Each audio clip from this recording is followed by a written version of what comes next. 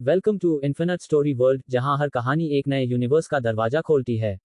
कहानियां जो दिल को छू जाएं और सोच को जगाएं। तो तैयार हो जाओ, क्योंकि यहाँ स्टोरीज कभी खत्म नहीं होती। तुम्हारा नाम क्या है? 300 चुने हुए मजबूत नौजवान उसके सामने खड़े थे। युवराज सिंह ने उनमें से एक दुबले लेकिन तेज नजर वाले लड़के की ओर देखा। लड़का दुबला था, पर सबसे ज्यादा जागरूक वही दिख रहा था। लगभग 5.5 फुट लंबा, बड़ी बड़ी आंखें जो लगातार चारों तरफ देख रही थीं। राजकुमार को प्रणाम, मेरा नाम लू तोंग है, उसने जवाब दिया। जावेद लॉन्ग ने तुरंत डांट लगाई। तुम्हारे सामने दयू साम्राज्य के साथ में राजकुमार किशनपुर के युवराज खड़े हैं। उन्हें राजकुमार कहकर संबोधित करो। घासभूमि में दास अपने कैदियों को स्वामी कहते थे। जावेद के लिए ये युवराज के प्रति अनादर था। लू तोंग चौंक गया। वह समुद्र के रास्ते सीधे यहाँ लाया गया था, उसे पता ही नहीं था वह कहाँ है। वह उत्साह से बोला, राजकुमार, मैं चंदनपुर का रहने वाला हूँ। 3 साल पहले जब बर्बर सैनिकों ने चंदनपुर पर हमला किया, तो मुझे पकड़कर ले गए थे। भीड़ में हलचल मच गई। कई आवाजें उठीं, क्या ये किशनपुर है? हम वापस आ गए, हम घर पहुंच गए। जावेद लॉन्ग का चेहरा लाल हो गया। चंदनपुर का पतन किशनपुर के सैनिकों के लिए आज भी घाव जैसा था। और अब पता चला कि ये दास उन्हीं के फर्ज के लोग थे, जो 3 साल पहले उठा लिए गए थे। ये शर्म की बात थी। युवराज सिंह को भी ग्लानि महसूस हुई। गलती उनके पूर्वजों की थी, पर अब जिम्मेदारी उन्हें उठानी थी। उन्होंने तुरंत कहा, तुमने जितनी यातना सही, उसके बाद भी मैं तुम्हें वापस लाने में सफल हुआ। जावेद लॉन्ग, जावेद हूँ, इनकी बेड़ियां अभी खोलो। लू तोंग की आंखों में आंसू भर आए। वह घुटनों के बल गिर पड़ा। मुट्ठी भर मिट्टी लेकर रो पड़ा। माँ, पिता, मैं लौट आया हूँ। आखिरकार लौट आया। बाकी दास भी फूट फूट कर रो पड़े। 3 साल बाद घर की मिट्टी छूना, ये किसी चमत्कार से कम नहीं था। चंद्रेश ने शर्म से सिर झुकाया और बोला, राजकुमार, ये सभी किशनपुर के लोग हैं। मैं विनती करता हूं, इनका गृह रजिस्टर बहाल कर इन्हें दास्ता से मुक्त कर दें। युवराज सिंह बोले, उठो, लू तोंग, तुम लोग पहले से ही आजाद नागरिक थे। आज से मैं तुम्हारी आजादी लौटाता हूं। तुम्हें चांदी दी जाएगी और पहचान पत्र भी। जो लौटना चाहे लौट सकता है।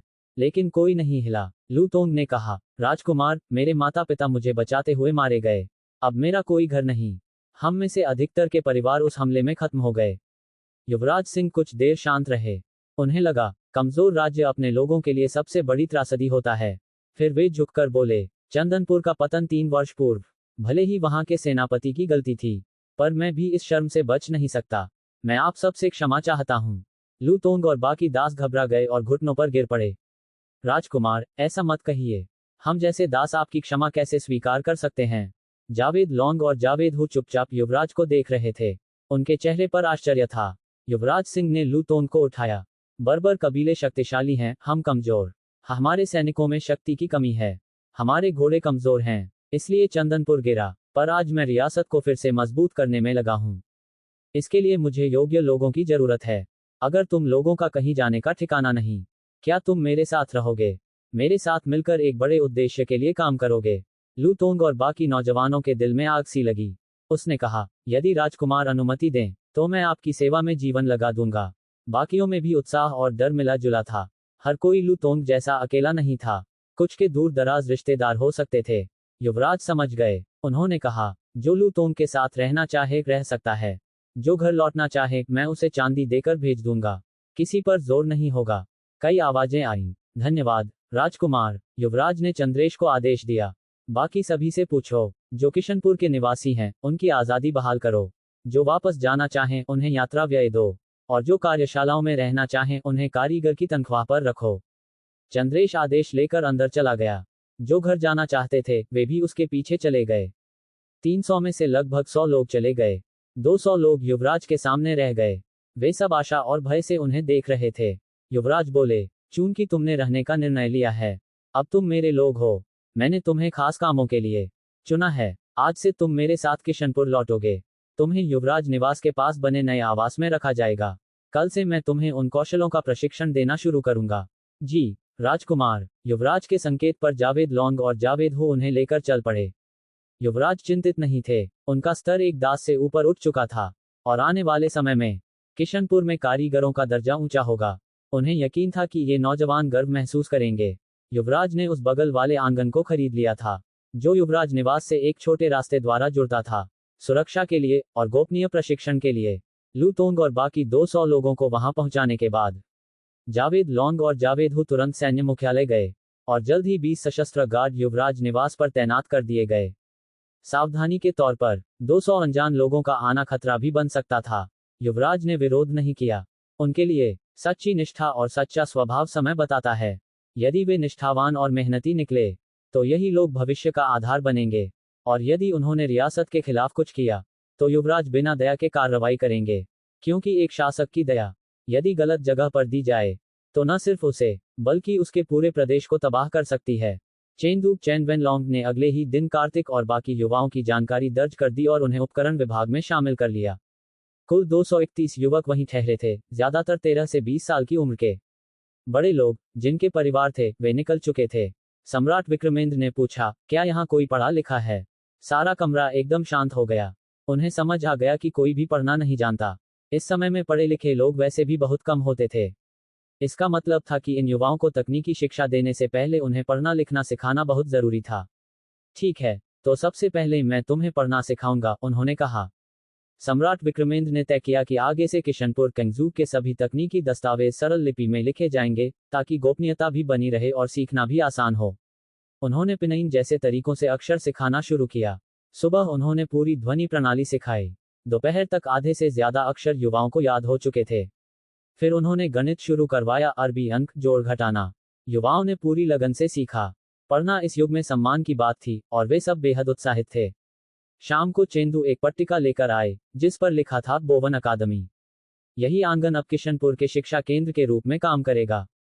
सम्राट विक्रमेंद्र ने कहा, कार्तिक, आज रात सबको पढ़ाई दोहरवाओ। अभी तुम्हें कोई और काम नहीं दिया जाएगा। भोजन, कपड़े और बाकी जरूरतें नौकर संभालेंगे। कार्तिक ने पट्टिका लगाने में मदद की और बोला, महाराज, हम इस सम्मान के योग्य नहीं हैं। आपका उपकार कैसे चुकाएंगे? उन्होंने मुस्कुराकर कहा, अभी तो सीखना ही तुम्हारा कर्तव्य है। जब तुम असली कौशल सीख जाओगे तब मेरी सेवा करके उपकार चुका देना। उन्होंने सबको संबोधित करते हुए कहा, आज से यह बोवन अकादमी है। आगे और विद्यार्थी आएंगे। अगर किसी ने सीखने में लापरवाही की तो मैं उसे कुछ पैसे देकर यहाँ से भेज दूंगा। तुम्हें इसलिए चुना है ताकि अपना प्रदेश दोबारा मजबूत बन सके, इसलिए कोई गलती बर्दाश्त नहीं होगी। आज से कार्तिक तुम्हारा प्रधान विद्यार्थी है। उसके निर्देश मानोगे? सभी युवाओं ने झुककर कहा, जी महाराज। सम्राट विक्रमेंद्र थोड़ी देर बाद चेंदू के साथ निवास लौट आए। उन्होंने नियम रखा कि विद्यार्थी 7 दिन में सिर्फ एक दिन बाहर जा सकेंगे, बाकी समय उन्हें अकादमी में ही रहना होगा। रास्ते में चेंदू ने पूछा, महाराज, क्या मेरा बेटा भी इस अकादमी में पढ़ सकता है? वह ज्यादा प्रतिभाशाली नहीं है, पर थोड़ी समझ है।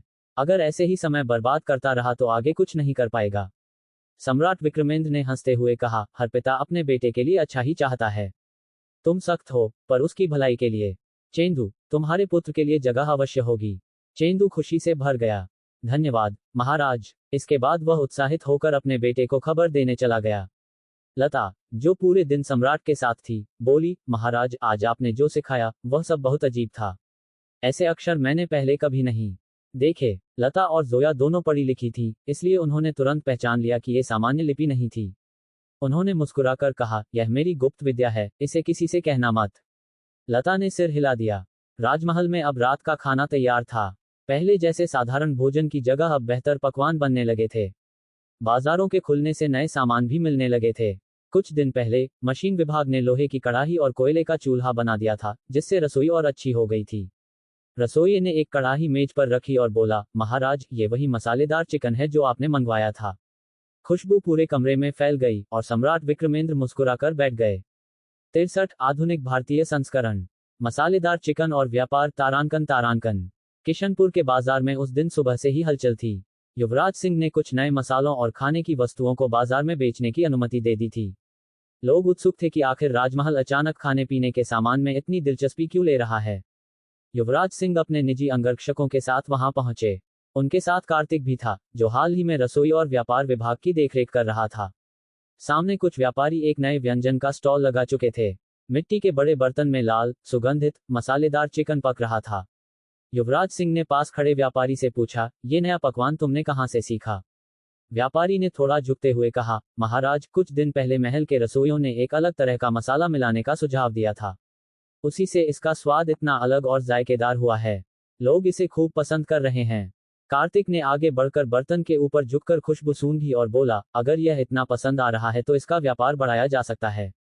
मसाले महल से मिलेंगे और पकवान तुम लोग बनाकर बेचोगे। मुनाफा हम बांट लेंगे। व्यापारी उत्साहित हो उठा। हम तैयार हैं, महाराज। युवराज सिंह ने धीरे से कहा, किशनपुर को पैसे की जरूरत है और लोगों को अच्छे खाने की। अगर यह पकवान बाकी राज्यों तक पहुंच गया तो हमारी आमदनी कई गुना बढ़ सकती है। कार्तिक, इसकी सूची बनाओ, कितना मसाला लगेगा, कितना चिकन चाहिए और कितनी लागत आएगी।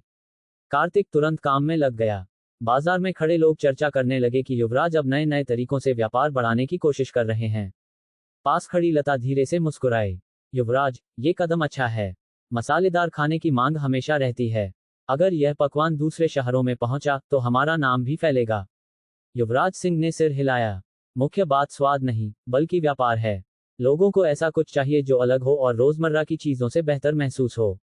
अगर हम ये दे पाए तो किशनपुर धीरे धीरे मजबूत होता जाएगा।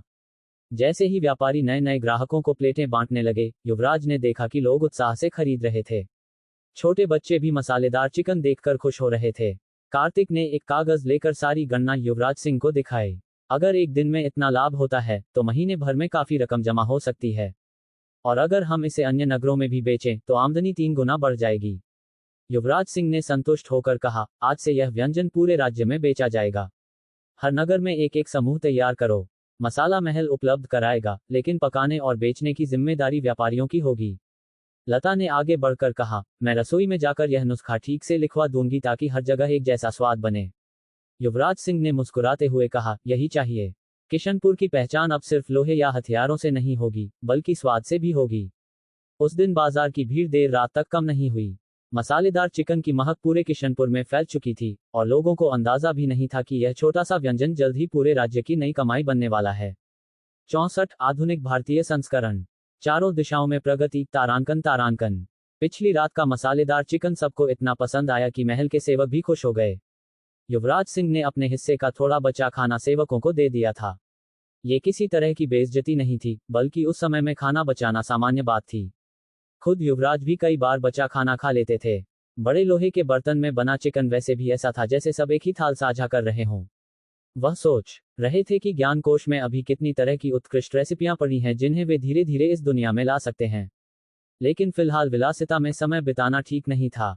अभी सबसे जरूरी काम पैसा कमाना था। पिछले कुछ दिनों में दिलीप वर्मा के बाद कई और लोग युवराज से मिलने आए। सबका सवाल एक ही था, बैल चालित पानी का पहिया। युवराज ने सभी को एक ही उत्तर दिया, कीमत 300 चांदी के सिक्के। अमीर व्यापारी बिना हिचक खरीदने को तैयार हो गए। कुछ ने सोचा कि यह महंगा सौदा है और कुछ अपनी पुरानी मशीनों से ही संतुष्ट हो गए। इसी दौरान विवेक शुक्ला और कुछ दूसरे कारीगर भी कई दिन तक उस पानी के पहिए का अध्ययन करते रहे, लेकिन अंत में वे भी चांदी लेकर ही पहुंचे।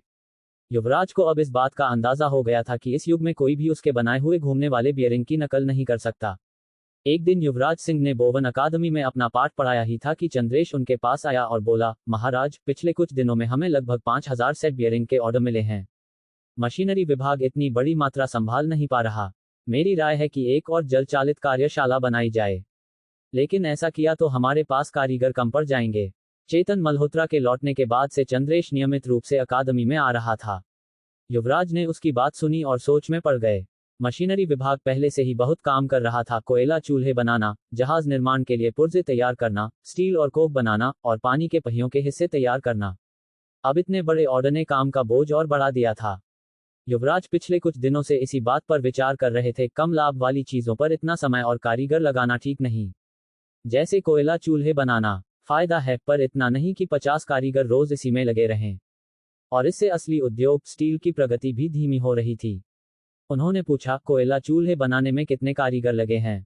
चंद्रेश ने कहा, हर दिन कम से कम 300 चूल्हे बनाने होते हैं। 50 कारीगर इसी में लगे हैं। युवराज ने सिर हिलाया। आज से उन 50 को जल चालित lathe machine, milling machine, drilling machine और दूसरे औद्योगिक औजार बनाने में लगा दो। और 2000 नए खरीदे गए दासों में से आधे को स्टील उत्पादन में भेज दो। कमांडेंट लक्ष्य लूफेई कह रहा था कि उसके पास अब चांदी है और वह नई बख्तरबंद पोशाक बनवाना चाहता है। मैंने वादा किया है, 2 दिन में मैं कारीगरों को नया कवच बनाना सिखाऊंगा। नया कवच? चंद्रेश उत्साहित हो गया। महाराज, मैं परतदार कवच बनाना जानता हूं। युवराज मुस्कुराए। ये परतदार कवच नहीं है। समय आने पर देख लेना। पास खड़े कार्तिक ने ये सब सुना और उसके मन में हल्की ईर्ष्या उठी। चंद्रेश उसकी ही उम्र का था, लेकिन इतनी बड़ी जिम्मेदारियां उठा रहा था। युवराज ने उसकी ओर देखा और कहा, चिंता मत करो, तुम्हारे लिए भी महत्वपूर्ण काम है। समझो ये तुम्हारी पहली परीक्षा है। कार्तिक तुरंत खुश हो गया। वह जानता था कि युवराज का विश्वास जीतना ही असली उन्नति का रास्ता है। युवराज ने आगे कहा, चंद्रेश मशीनरी और भौतिकी संभालता है, तुम रसायन विज्ञान पर ध्यान दो। अब आगे कई धातुओं और मिश्र धातुओं को तैयार करने के लिए रसायन जरूरी होगा, और बारूद के आगे के रूप भी इसी पर आधारित होंगे। पिछले कुछ दिनों से युवराज इन युवाओं को पढ़ना लिखना सिखा रहे थे। अब समय था कि रसायन की शुरुआत कराई जाए। वह चाहते थे कि भौतिकी और रसायन दोनों साथ साथ आगे बढ़ें। असली शक्ति सामग्री विज्ञान में थी।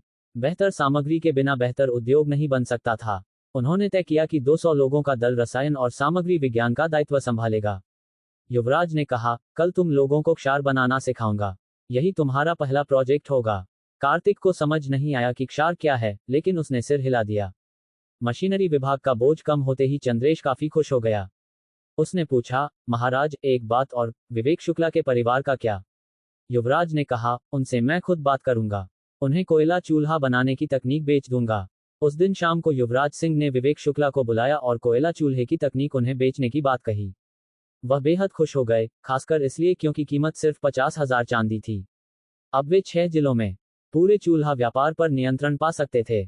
बैठक के अंत में विवेक ने कहा, महाराज एक और बात है। चंदनपुर में हमारे व्यापारियों ने देखा है कि बाहर से कुछ व्यापारी चोरी छिपे घोड़े ला रहे हैं। ये घोड़े कुछ घंटे किशनपुर में रहते हैं और फिर सीधे राजा वीरेंद्र के इलाके की ओर निकल जाते हैं। युवराज ने भौहें सिकोड़ लीं। घोड़ों की तस्करी, और यह बात पहले किसी ने मुझे क्यों नहीं बताई? विवेक शुक्ला झुककर बोला, महाराज बाहर से आने वाले व्यापारी भरोसेमंद नहीं होते। मैं सिर्फ आपकी सुरक्षा का ध्यान रख रहा हूं। युवराज को पता था कि स्थानीय परिवार बाहरी व्यापारियों से हमेशा सतर्क रहते हैं। विवेक की बात सुनने में भले ही चिंता लगे, पर उसके पीछे स्थानीय प्रभाव बढ़ाने की इच्छा भी छिपी थी। युवराज ने शांत किंतु कठोर स्वर में पूछा, वे घोड़े कैसे ला रहे हैं? और चंदनपुर का कोई अधिकारी मुझे रिपोर्ट क्यों नहीं भेज रहा? 65 आधुनिक भारतीय रूपांतरण, हाइड्रोलिक फोर्जिंग प्रेस, तारांकन। विवेक शुक्ला ने गंभीर स्वर में कहा, महाराज इसके लिए आपको चंदनपुर के प्रशासक चैतन्य लिंगायत से पूछना पड़ेगा। युवराज सिंह की भौहें सिकुड़ गईं। उन्हें लगा था ये सिर्फ साधारण घोड़े की तस्करी है, लेकिन जब विवेक ने सीधा चैतन्य लिंगायत का नाम लिया तो मामला गंभीर हो गया। चैतन्य कश्यप परिवार का दामाद था, जिसने शादी करके उस घर में प्रवेश लिया था। पर युवराज को चिंता कश्यप परिवार या दूसरे कुलों से नहीं थी। चिंता इस बात की थी कि राजा वीरेंद्र के लोग उसके क्षेत्र से घोड़े ले जा रहे थे। अगर चैतन्य लिंगायत को रिश्वत देकर मिला लिया गया था, तो वह एक ज्वालामुखी की तरह था जो किसी भी समय फट सकता था। उसे तुरंत हटाना जरूरी था। युवराज जानते थे कि चंदनपुर का प्रशासक पद बेहद महत्वपूर्ण था, और इस समय साम्राज्य में सिंहासन संग्राम बढ़ता जा रहा था। अगर किसी दिन युवराज को हटाया गया, तो पूरे उत्तर प्रांत में अराजकता फैल सकती थी। ऐसे समय में कोई भी व्यक्ति दुश्मन बन सकता था। असल समस्या घोड़े की तस्करी नहीं थी। साम्राज्य में अच्छे घोड़ों की कमी थी, और कई रईस चोरी छिपे घोड़े घास भूमि से मंगाते थे। राजा वीरेंद्र भी इसी दौड़ में थे। खुद युवराज भी अपनी घुड़सवार सेना को मजबूत करने के लिए घास भूमि से घोड़े लाने का विचार रखते थे। समस्या ये थी कि चैतन्य लिंगायत ने सब कुछ छिपाकर राजा वीरेंद्र से गुप्त रूप से सौदा किया, और युवराज को बताना भी जरूरी नहीं समझा। विवेक ने धीरे से याद दिलाया, महाराज। युवराज विचारों से बाहर आए। धन्यवाद विवेक, मुझे अंदाजा भी नहीं था कि चंदनपुर जैसे महत्वपूर्ण स्थान पर इतना कपटी व्यक्ति बैठा है। मैं इस मामले को देख लूंगा, और तुम्हारे परिवार को इसका उचित लाभ मिलेगा। विवेक मुस्कुराया, महाराज ये हमारा कर्तव्य है। हम आपके ही राज्य के नागरिक हैं। विवेक चाहता था कि कश्यप परिवार इस बार शर्मिंदा हो जाए। दोनों ही परिवारों में वर्षों से टकराव चल रहा था, भले ही बाहरी दुनिया को दिखाने के लिए वे व्यापार में एक थे। चारों बड़े परिवार शुक्ला, सूर्यवंशी, कश्यप और वैदिक सुगंध, साबुन और मदहोश किशनपुर पे के कारोबार में साझेदार थे। लेकिन आपसी ईर्ष्या और प्रतिस्पर्धा कभी खत्म नहीं हुई थी।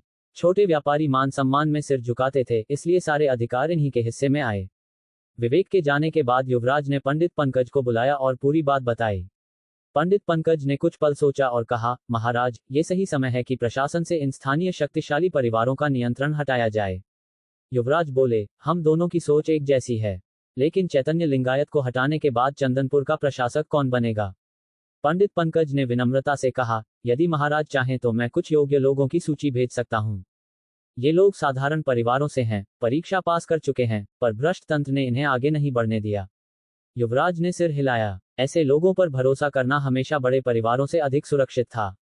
बड़े परिवारों के पास सेना और राजस्व विभाग तक में लोग बैठे थे। यही कारण था कि युवराज अब तक उन्हें सहते आए थे। अगर वह उन्हें सीधा हटाते तो चारों परिवार मिलकर विद्रोह कर सकते थे और पूरा क्षेत्र अस्थिर हो जाता। पर अब राजा वीरेंद्र और कश्यप परिवार की इस पकड़ ढीली होने का अवसर था। उन्होंने कहा, उन लोगों को तुरंत बुला भेजो। 5 साल से मैं इस दिन का इंतजार कर रहा हूं, चारों परिवारों की जड़ों को खत्म करने के लिए। मैं आज ही पत्र भेज देता हूं, पंडित पंकज बोला। युवराज ने कहा, जब वे यहां पहुंच जाएंगे, मैं कमांडेंट लक्ष्य को भेजकर चैतन्य लिंगायत को गिरफ्तार करवा दूंगा। पंडित पंकज आश्चर्य से बोला, कमांडेंट लक्ष्य? क्या आप दोनों पर शक कर रहे हैं, चैतन्य और चंदनपुर के सैन्य प्रमुख यशवर्धन तोमर पर? युवराज ने कहा, 3 साल पहले चंदनपुर इसलिए गिरा था क्योंकि रक्षा सेनापति भाग गया था। अब फिर घोड़ों की तस्करी हुई है और न प्रशासक न सैन्य प्रमुख, दोनों में से किसी ने कुछ नहीं बताया। ये साफ संकेत है कि दोनों मिले हुए हैं। पंडित पंकज समझ गया और बोला, महाराज आपकी दूरदृष्टि अद्भुत है। युवराज हंस पड़े। तुम आज मेरी तारीफ कर रहे हो? पंडित ने मुस्कुराते हुए कहा, 3 दिन में ही विद्वान बदल सकता है, फिर आप तो युवराज हैं। मुझे अब लौटना चाहिए। शाम होते होते महल के लाल कंदील जलने लगे। पहले धन की कमी के कारण महल अंधेरा रहता था, पर अब युवराज ने जोया को आदेश देकर कंदील और मोमबत्ती लगवा दी थी। अब राजप्रासाद पहली बार सच में राजमहल जैसा लग रहा था। साथ ही इस रोशनी से सुरक्षा भी बढ़ गई थी। अंधेरे में चोरी या हमला होने का डर कम हो गया था। युवराज खुद भी अंधेरे से डरते थे, इसलिए यह व्यवस्था उन्हें आश्वस्त करती थी।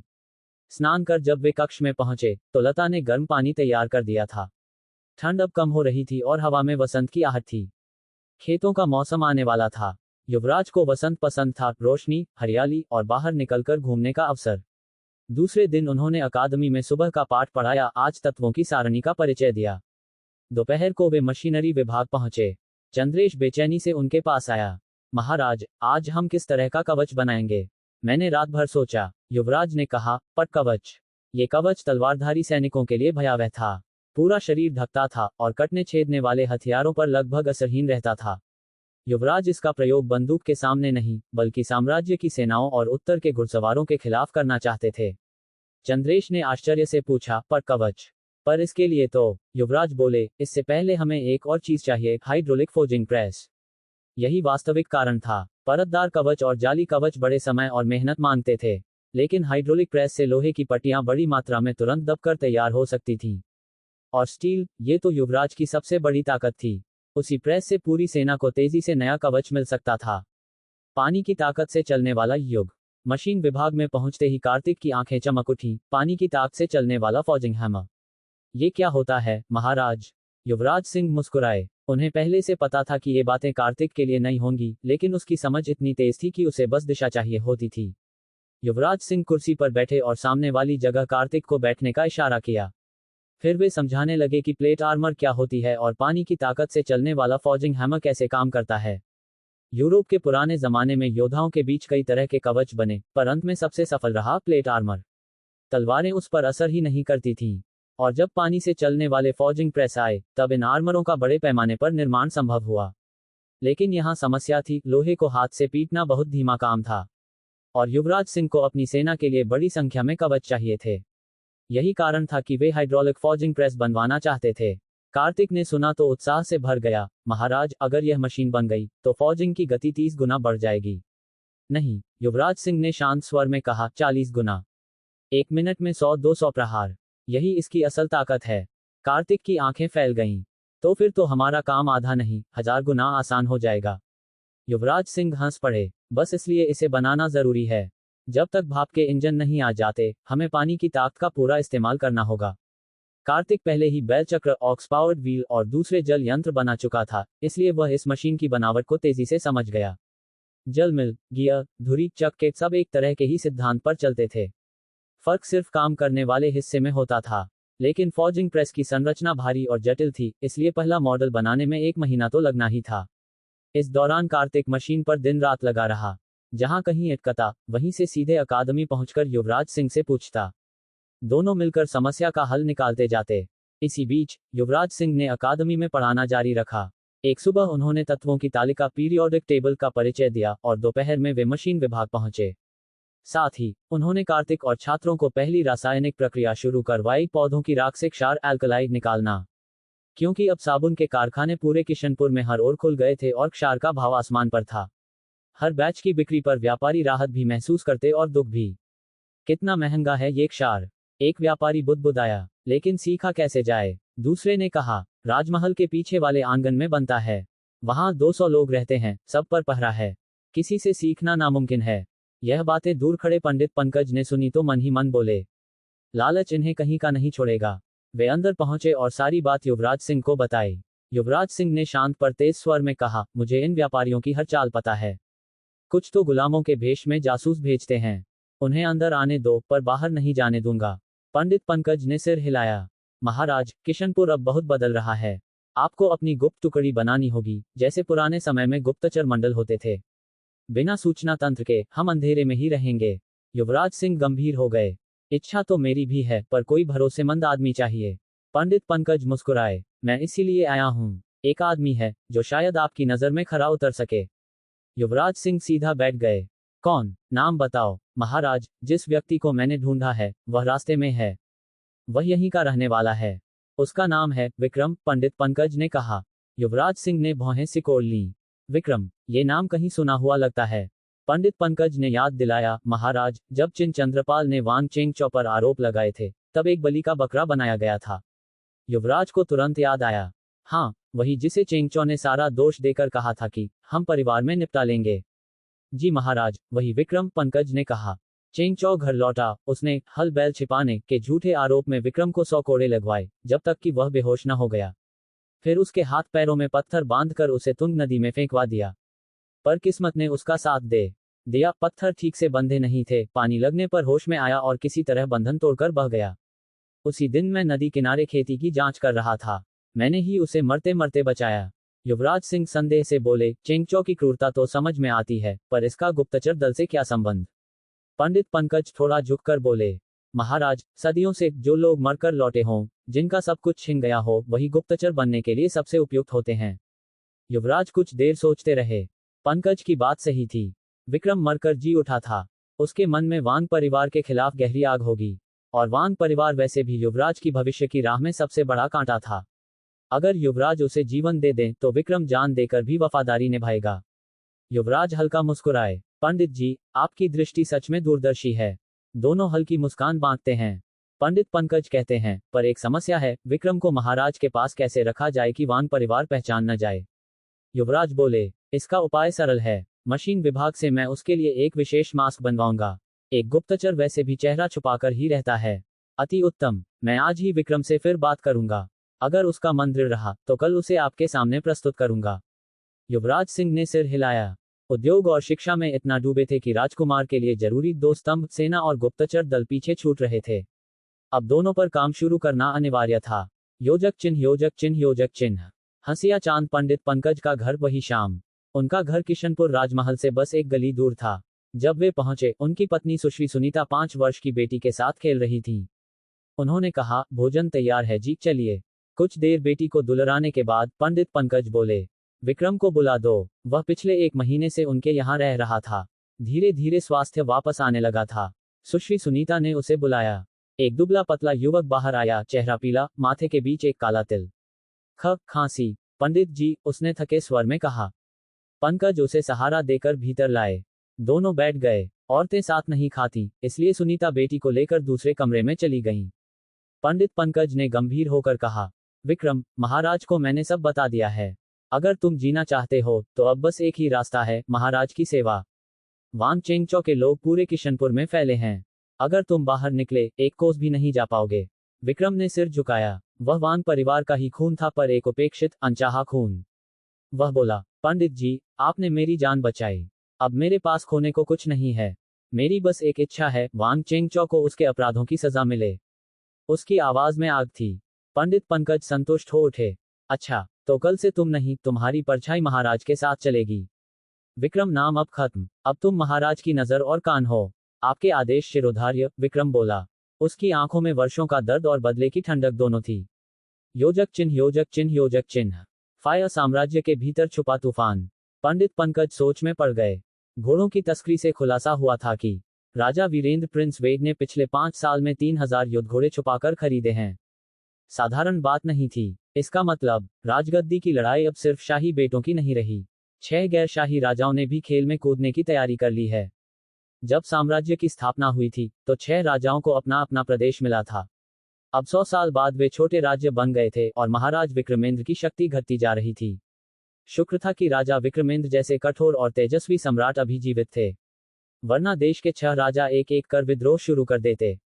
और इसी कारण पंडित पंकज ने युवराज सिंह को गुप्तचर विभाग शुरू करने की सलाह दी थी। समय आ चुका था। अध्याय 68 भारतीय शैली में। ठंडी लोहे की मुखौटा धीमे धीमे विकास के चेहरे पर लगाया गया और पंडित पंकज ने हल्की मुस्कान के साथ उसे देखा। अगले दिन सम्राट युवराज सिंह ने उसी विकास से मुलाकात की जिसके बारे में पंडित पंकज ने बताया था। सामने एक दुबला पतला बीमार सा दिखने वाला लड़का खड़ा था। क्या ऐसा व्यक्ति सच में गुप्त प्रहरी जैसे खतरनाक काम को संभाल पाएगा? पंडित पंकज ने कहा कि असली ताकत शरीर में नहीं, दिल में होती है। विकास की आंखों में मौजूद दृढ़ता देखकर युवराज सिंह ने उस पर भरोसा करने का फैसला किया। उनके पास इस समय बेहतर विकल्प भी नहीं था और अकेला टूटा हुआ विकास इस काम के लिए उपयुक्त लगता था। उन्होंने पूछा, क्या तुम्हें पता है कि गुप्त प्रहरी के लिए कौन कौन सी कला जरूरी है? विकास ने सिर हिलाया, लेकिन बोला, अगर सफल नहीं हुआ तो मर जाना बेहतर है। युवराज सिंह ने धीमे से सिर हिलाया। उसके भीतर भरी नफरत उसे आगे बढ़ाने के लिए काफी थी। उन्होंने कहा, आज से तुम इस मुखौटे के पीछे जियोगे। तुम मेरे बाएं प्रहरी होगे और अब मैं तुम्हें तुम्हारे साथी से मिलवाता हूँ। पर्दा हटते ही लखन सामने आ गया। युवराज सिंह बोले, ये लखन है। गुप्त प्रहरियों का काम मेरे जीवन से जुड़ा है, इसलिए केवल तुम्हारे भरोसे नहीं रह सकता। इसलिए 2 दल बनाए जा रहे हैं, बायां प्रहरी और दायां प्रहरी। तुम बाएं और लखन दाएं प्रहरी। तुम दोनों में मुकाबला होगा और जो बेहतर साबित होगा वही भविष्य में प्रमुख बनेगा। विकास ने लखन को देखा और मुखौटे के पीछे से ठंडी आवाज में कहा, मुख्य स्थान मेरा होगा। लखन ने हल्की मुस्कान के साथ कहा, बातें कोई भी कर सकता है, लखन भी कम नहीं। पंडित पंकज ये देखकर समझ गए कि युवराज सिंह दोनों को संतुलित रखने की नीयत से ऐसा कर रहे हैं। उन्हें ये देखकर राहत मिली कि युवराज सिंह अब एक राजनायक की तरह सावधान और सोच समझकर निर्णय लेने लगे थे। विकास की नजर से लगता था कि वह किसी भी हद तक जा सकता है, लेकिन गुप्त प्रहरी स्थापित करने के मामले में दोनों ही नए थे। उन्हें पूरी तरह से प्रशिक्षण देना होगा। विकास को युवराज सिंह ने फिलहाल बौद्धिक केंद्र में रखा ताकि आने वाले दिनों में लखन के साथ उसकी जासूसी और सुरक्षा प्रशिक्षण शुरू हो सके। जब युवराज सिंह अपनी रियासत को व्यवस्थित रूप से मजबूत कर रहे थे, उसी दौरान उनके आविष्कारों का प्रभाव पूरा ईशनपुर साम्राज्य में फैलने लगा था। नए उत्पाद सबसे पहले समृद्ध क्षेत्रों तक पहुंचे। काशी में क्वेश्वरपुर से पहुंचा साबुन अब बड़े घरानों से लेकर साधारण लोगों की रोजमर्रा की जरूरत बन चुका था। इस समय किसी के पास साबुन होना प्रतिष्ठा की बात माना जाता था। साबुन के बाद इत्र जब पूरब और पश्चिम बाजार में उतरा तो उससे भी ज्यादा हलचल हुई। एक बड़ी हवेली की युवती महफिल में भारी इत्र लगाए घूम रही थी। उसकी खुशबू इतनी तेज थी कि बाकी युवतियां ईर्ष्या से उसे देखती रहीं। ये दिखावापन काशी में चर्चा का विषय बन गया। उसी सभा में पर्दे के पीछे कुछ विद्वान एक खास महक वाले युवक के आसपास जमा थे। एक ने कहा, भाई राजीव, तुम तो फूलों जैसे महक रहे हो। राजीव ने तुनक कर कहा, तुम क्या जानो, ये राजकुमार युवराज सिंह के अनुसंधान केंद्र से आया नया पुरुषों वाला सुगंध जल है। कहा जाता है कि महिलाएं इसकी खुशबू से खुद ब खुद नजदीक आ जाती हैं। बाकियों ने ईर्ष्या से उसकी ओर देखा और एक एक कर बहाने बनाकर बाहर चले गए। थोड़ी देर बाद सब वापस लौटे, हर कोई पहले से ज्यादा सुगंधित। पूरब बाजार के वर्मा परिवार की दुकान पर कृष्ण मोहन एक अधिकारी के बेटे से माफी मांग रहे थे क्योंकि पुरुषों वाला इत्र पूरी तरह बिक चुका था। उन्हें युवराज सिंह की चतुराई पर हैरानी भी थी और खींच भी, क्योंकि कुछ दिन पहले राजधानी आने से पहले वे युवराज सिंह से मिले थे और तब युवराज सिंह ने उनसे शर्त हारी थी और अब उन्हें फिर 10,000 चांदी चुकानी पड़ रही थी। उन्हें लगने लगा था कि युवराज सिंह हर बार नया तरीका निकाल लेते हैं मुनाफा कमाने का। असल में पुरुषों के इत्र जैसा कोई अलग उत्पाद था नहीं, बस युवराज सिंह ने पुरुषों को इत्र इस्तेमाल करने का बहाना दे दिया था और पूरा काशी उसी के पीछे भाग पड़ा। इस बार युवराज सिंह ने उन्हें कुछ सामान महल में पहुंचाने के लिए भी दिए थे जो अब तक पहुंच चुके थे। महल में रानियां नए सुगंधों के लिए आपस में बात कर रही थीं। तभी सम्राट विक्रमेंद्र स्वयं वहां पहुंच गए। रानी झावेरी ने एक शीशी आगे बढ़ाते हुए कहा, महाराज, ये सुगंध खास आपके लिए है, मन को शांत और ताजगी देने वाली। रानी जरीन ने एक विशेष साबुन भी आगे रखा और कहा, इन दोनों में औषधीय तत्व हैं, शरीर के लिए लाभदायक। सम्राट ने उत्सुकता से दोनों चीजें हाथ में लीं और पहली बार उन उत्पादों में सच्ची दिलचस्पी दिखी जिनका नाम अब पूरे साम्राज्य में फैल रहा था। Retelling chapter 69। सम्राट विक्रमेंद्र ने हाथ में सुगंधित साबुन उठाते हुए कहा, भले ही लोग कहते हैं कि युवराज सिंह जिद्दी है, लेकिन इस बार उसने सच में कुछ काम का बनाया है। अब तो मैं रोज इस साबुन से नहाता हूँ, और बिना इसके नहाऊं तो जैसे ठीक से साफ ही नहीं हुआ। एक उपमहल की रानी बोली, महाराज, सच कहें तो हम भी रोज इसके बिना नहीं रह पाते। हाथ धोना हो या नहाना, साथ में जो इत्र भेजा है उससे तो और भी अच्छा लगता है। सम्राट मुस्कुराए और उसके गाल पर हाथ फिराया। आज तो तुम्हारी त्वचा पहले से ज्यादा मुलायम लग रही है। महारानी जया ने ये दृश्य देखा तो उनका चेहरा हल्का सा लाल हो गया। सम्राट स्त्रियों से प्रेम तो हमेशा करते थे, पर आजकल अधिक ही बेपरवाह हो गए थे। फिर भी वह कुछ कह नहीं सकती थी, इतने दिनों बाद सम्राट का मन अच्छा दिख रहा था। सम्राट साबुन और इत्र को देखते हुए बोले, युवराज सिंह ने इस बार सच में मन जीत लिया। मेरा मन हो रहा है कि बाकी 8 लाख चांदी भी उसे भेज दूं। रानी जरीन खुशी से बोली, महाराज, मैं युवराज सिंह की ओर से आपका आभार प्रकट करती हूँ। सम्राट विक्रमेंद्र ने संतोष से उनकी ओर देखा। जरीन के महल के मूंग की बर्फी बहुत मशहूर है। आज मैं वही चखना चाहता हूँ। अन्य रानियों के दिलों में जलन हुई। सम्राट के शब्दों का मतलब साफ था, आज रात वह रानी जरीन के महल में ही रुकेंगे। महारानी जया का मन भी उलझ गया। एक और युवराज सिंह का फिर से सम्राट की कृपा पाना उनके लिए राहत की बात थी, लेकिन स्त्री होने के नाते थोड़ी ईर्ष्या भी स्वाभाविक थी। रानियां धीरे धीरे विदा होने लगी, जाते जाते महल के नियम अनुसार चांदी के नोट भेंट कर गईं। सम्राट ने हंसकर कहा, ये युवराज तो अपना कारोबार महल तक ले आया। रानी जरीन बोली, महाराज, उसके पास विकल्प भी क्या था। उसे किशनपुर संभालना है, और वहां न धन है, न कुशल लोग। उसे कुछ तो करना ही था। सम्राट भौहें सिकोड़कर बोले, राज्योत्तर अधिकारी शिवराज, त्रिलोक, चतुर्भ, ये सभी कानपुर में एक दूसरे के खिलाफ लड़ते रहते हैं। राज्यसभा में तो जैसे रोज ही जंग छिड़ी रहती है। मन दुखी हो जाता है। इन सब में बस युवराज सिंह ही ऐसा है जिसने मुझे थोड़ा सुकून दिया है। रानी जरीन ने धीरे से कहा, महाराज, भाइयों का आपस में टकराना सामान्य है। आपको अपनी सेहत का ध्यान रखना चाहिए। सम्राट ने गहरी सांस ली। बस तुम्हारे साथ रहकर ही मन शांत होता है। बाकी महलों में तो या तो पद मांगते हैं या अपने पुत्रों के लिए दया। तुमने तो तब भी कुछ नहीं कहा जब मैंने युवराज सिंह को किशनपुर भेजा था। रानी जरीन बोली, महाराज की हर बात राज्यहित में होती है। मैं कैसे बीच में दखल देती। सम्राट ने सिर हिलाया। युवराज भले ही उद्यमी रहा हो, लेकिन आखिर वह मेरा बेटा है। उसे किशनपुर भेजना इसलिए जरूरी था क्योंकि वह राज सिंहासन की लड़ाई में अकेला पड़ गया था। वहां राजा वीरेंद्र है जो उसे सुरक्षा दे सकता है। थोड़ी देर सोचने के बाद वे बोले, लेकिन अब उसने मेहनत शुरू कर दी है। अगर वह किशनपुर को ठीक से संभाले तो सीमा पर बर्बर आक्रमण को भी रोका जा सकता है। यही वह योग्यता है जिससे एक राजकुमार सम्मान पाता है। रानी जरीन मुस्कुराई। महाराज, उसने हाल ही में एक और महत्वपूर्ण कार्य किया है। सम्राट ने मूंग की बर्फी उठाते हुए पूछा, क्या किया है। रानी जरीन ने एक नक्शा आगे रखा। ये युवराज ने भेजा है, इत्र और साबुन के साथ। सम्राट ने नक्शा खोला। उसमें एक बैल लकड़ी के डंडे को घुमा रहा था और उसके साथ लिखा था, बैल चालित जलचक्र। रानी जरीन बोली, महाराज, युवराज का कहना है कि यह जलचक्र वर्तमान जलचक्रों की तुलना में 10 गुना तेज पानी खींच सकता है। अगर पूरे साम्राज्य में लगे तो कृषि को बहुत लाभ मिलेगा। सम्राट ने उत्सुकता से नक्शा देखा। रानी जरीन बोली, महाराज, कुछ दिनों में ये जलचक्र कानपुर भेज दिया जाएगा। तब आप स्वयं देख सकेंगे। सम्राट थोड़ा उत्साहित हुए। अच्छा, ये तो देखने लायक है। 3 दिन बाद कान्हा व्यापारी संघ का जहाज कानपुर पहुंचा और उसके साथ जलचक्र के हिस्से और कारीगर भी आए। उन्हें राजकीय खेत में ले जाया गया जहां उनका संयोजन होना था। समाचार मिलते ही सम्राट अधिकारियों के साथ वहां पहुंचे। जब जलचक्र ने तेजी से पानी उठाना शुरू किया तो मंत्री दंग रह गए। कार्यक्षेत्र मंत्री जमुना प्रसाद बोले, महाराज, ये यंत्र किसी अद्भुत कारीगर की देन है। अन्य मंत्री भी सहमति में सिर हिलाने लगे। राजकुमार त्रिलोक तुरंत आगे बढ़ा। पिताश्री, ये जलचक्र पूरे साम्राज्य के लिए वरदान होगा। राज्योत्तर अधिकारी शिवराज, जो एक कदम पीछे रह गए थे, मन ही मन खिन्न हुए। राजकुमार चतुर्भ ने धीमे स्वर में कहा, महाराज, जिसने इसे बनाया है उसे बड़ा इनाम मिलना चाहिए। सम्राट ने हंसते हुए कहा, ये किसी कारीगर का काम नहीं। इसे तुम्हारे छोटे भाई युवराज सिंह ने बनाया है। त्रिलोक और चतुर्भ के चेहरे पर तनाव उतर आया। शिवराज ने संयत होकर कहा, तब तो युवराज सिंह को अवश्य पुरस्कृत किया जाना चाहिए। सम्राट ने संतोष से सिर हिलाया। जलचक्र को सामने काम करते देख वह सच में प्रभावित हो गए थे। किशनपुर में हल्की फुहारों ने कठोर सर्दियों का अंत घोषित किया। फरवरी की हवा जैसे ठंड के अंतिम धागे काटकर वसंत को भीतर बुला रही थी। मौसम का बदलना युवराज सिंह के लिए शुभ संकेत था, लेकिन अच्छी खबरें यहीं खत्म नहीं हुई। राजधानी कानपुर से जलचक्र के लिए मिली सम्राट की प्रशंसा भी वसंत की हवा के साथ किशनपुर पहुंच चुकी थी।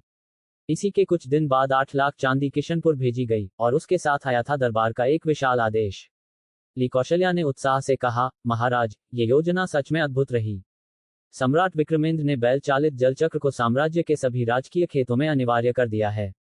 इसके अलावा कई सामंत भी अपने अधिकारियों को आदेश देकर यहां आदेश भेज रहे हैं। अभी तक 30,000 जलचक्र के हिस्सों के ऑर्डर मिल चुके हैं। कुल कीमत 9 लाख चांदी। लागत निकाल दें तो हमें 6 लाख चांदी का लाभ होगा। ली कौशल्या की खुशी छुप नहीं रही थी। किशनपुर व्यापार संघ अब पूरे औद्योगिक क्षेत्र की वस्तुओं को साम्राज्य में बेचने वाला एकमात्र आधिकारिक संगठन बन चुका था। लेकिन इतने बड़े ऑर्डर को पूरा करना समय मांगता था। चांदी तुरंत हाथ में नहीं आने वाली थी। युवराज सिंह ने गहरी सांस ली। उत्पादन की यही कमी रह जाती है। अगर क्षमता और होती तो इससे भी ज्यादा कमा लेते। फिर भी हालात से वह संतुष्ट थे। इत्र, साबुन और मदहोश किशनपुर नामक शराब तीनों की मांग पूरे साम्राज्य में तेजी से बढ़ रही थी।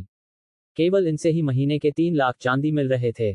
पर इतने धन के बावजूद किशनपुर के निर्माण कार्य इतने विशाल थे कि हर माह बचत बहुत कम होती थी। राहत बस इतनी थी कि अब खर्च किया गया धन ठोस नतीजे देने लगा था।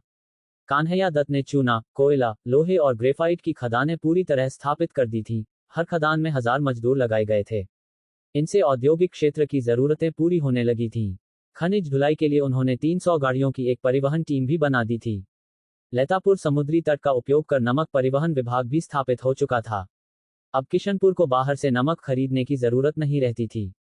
सबसे बड़ा बदलाव मशीनरी विभाग में आया।